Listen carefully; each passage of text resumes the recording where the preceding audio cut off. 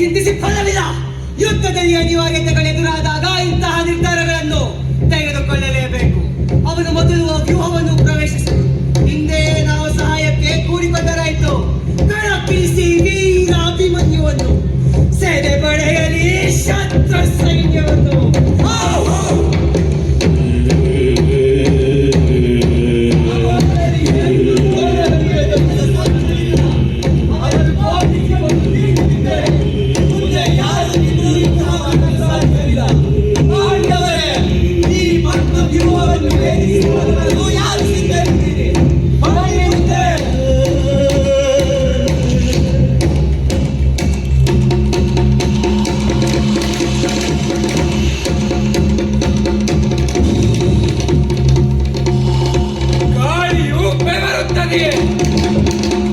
ಬೆಂಕಿಯ ಜ್ವಾಲೆಯು ಹಿಮಕ್ಕೆ ಹೆದರುವುದೇ. ಮಹಾ ಬೇಸಿಗೆಯ ಬಿಸಿಲಿನೊಡನೆ ಮಂಜು ಸ್ಪರ್ಧಿಸಲು ಸಾಧ್ಯವೇ? ನಂದು ಬಾಲಕ ಎಂದು ತಿಳಿಯಬೇಡಿ. ನನ್ನಲ್ಲಿ ಹೊತ್ತಿ ಉರಿಯುತ್ತಿರುವ ಪರಾಕ್ರಮವೆಂಬ ಅಗ್ನಿಗೆ ಈ ಪದ್ಮ ವ್ಯೂಹ ತುತ್ತಾಗಿವೆಂದು ಬೂದಿಯಾಗದಿರಲಾರದು. ಯುದ್ಧಕ್ಕೆ ಶಿವನೇ ಬಂದರೂ ಅವನ ಮುಖದಲ್ಲಿ ಬೆವರು ಧರಿಸುತ್ತೇನೆ. ಇಂದ್ರನೇ ಬಂದು ನನ್ನನ್ನು ಎದುರಿಸಿದರೆ ಅವನನ್ನು ಸೋಲಿಸುತ್ತೇನೆ. ಪರಶುರಾಮನೇ ಬಂದು ಯುದ್ಧಕ್ಕೆ ನಿಂತರೆ ಅವರೇ ಮೆಚ್ಚಿ ಭಲೆ ಎನ್ನುವ ಹಾಗೆ ಯುದ್ಧ ಮಾಡುತ್ತೇನೆ. ಹಾಗಿರುವಾಗ ಗುರುಸುತನಾದ ಅಶ್ವತ್ಥಾಮ,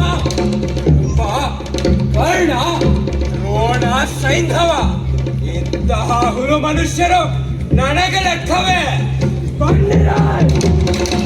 ಆಲಾಳುಗಳೇ ಹಿಂದಿರುಗಿರಿ. ಮಹಾವೀರರಾದ ಸೈನಿಕರು ಎದುರಿಸಲಿ, ಮಹಾರಥರು ಮುಂದೆ ಬರಲಿ. ದುರ್ಯೋಧನನಿಗೆ ತಮ್ಮ ತಲೆಗಳನ್ನು ಮಾರಾಟ ಮಾಡಿರುವ ವೀರರು ಅದನ್ನು ವ್ಯರ್ಥವಾಗಿಸಿಕೊಳ್ಳದೆ ಯುದ್ಧವನ್ನು ಕೈಗೊಂಡು ಕರ್ಣಾದಿಗಳು ಯುದ್ಧವನ್ನು ತೀರಿಸಲಿ.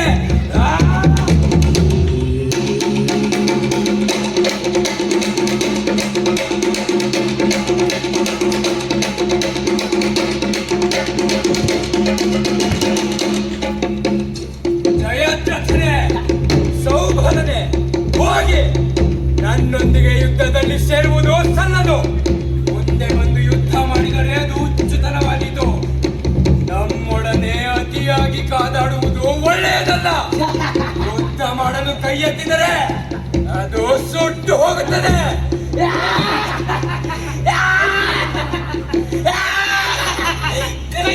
ಕೈ ಸುಟ್ಟು ಹೋಗುತ್ತದೆ.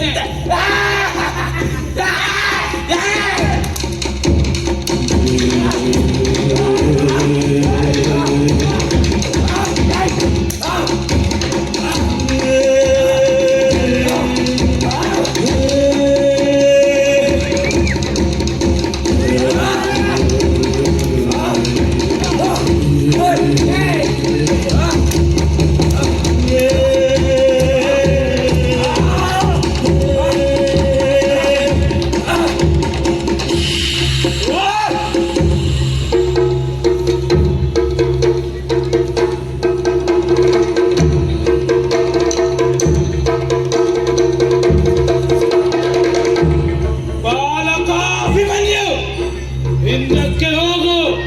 ನಿನ್ನ ಪರಾಕ್ರಮ ನನ್ನ ಮುಂದೆ ನಡೆಯುವುದಿಲ್ಲ. ನಾನ್ಯಾರೆಂದು ತಿಳಿಯದೆ ಶಲ್ಯನೊಂದಿಗೆ ಯುದ್ಧವೇ. ನನ್ನೊಡನೆ ಯುದ್ಧ ಮಾಡಿದರೆ ನಿನಗೆ ಜಯವಾಗದು. ನಿನ್ನ ತಂದೆಯ ಸಹಾಯವನ್ನು ಪಡೆದುಕೊಳ್ಳುವ ಸ್ಥಿತಿ ನಿನಗಿಂದು ಉಂಟಾಗುತ್ತದೆ.